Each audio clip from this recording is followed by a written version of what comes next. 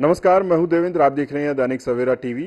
कांग्रेस के असम से विधायक शमशेर सिंह गोगी मेरे साथ हैं। ये बात करते हैं।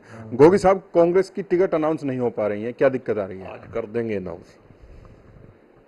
आज अनाउंस हो जाएंगी शाम तक।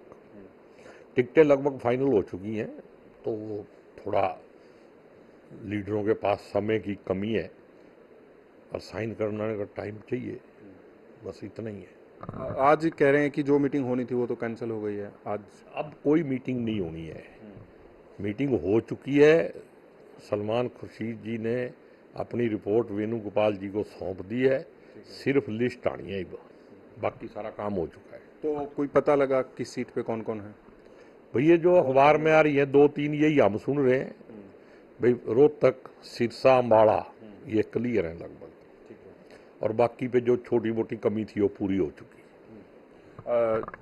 खरीद को लेकर क्योंकि अब खरीद शुरू हो चुकी है, गेहूं की भी और सरसों की भी, किस तरीके से देखते हैं आप? लोगों के बीच जाते होंगे, कैसी व्यवस्था है? देखो, खरीद का ये है कि अभी जैसे मौसम भी ठीक नहीं है और खरीद भी शुरू हो चुकी है और उसके साथ साथ तोल भी शुरू हो गया है।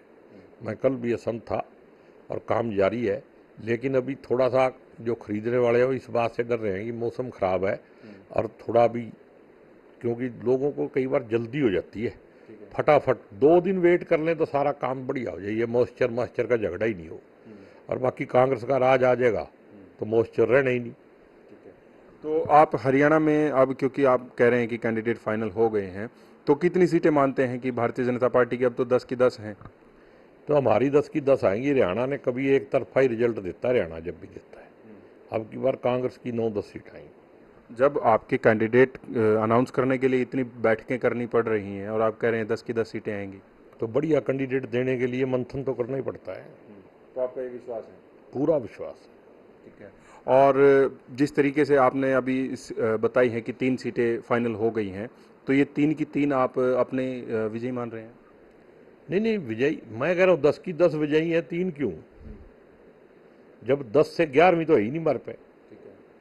जो आप पार्टी का है वो भी जीतेगा, गठबंधन का आदमी, और 9 सीट कांग्रेस लड़ेगी और वो भी जीतेगी। ब्रिजेंद्र सिंह भाजपा छोड़ के आए, आपके मित्र बीरेंद्र सिंह भी भाजपा छोड़कर कांग्रेस में आ गए हैं, तो टिकट की तो बात उनकी भी हुई होगी हिसाब से?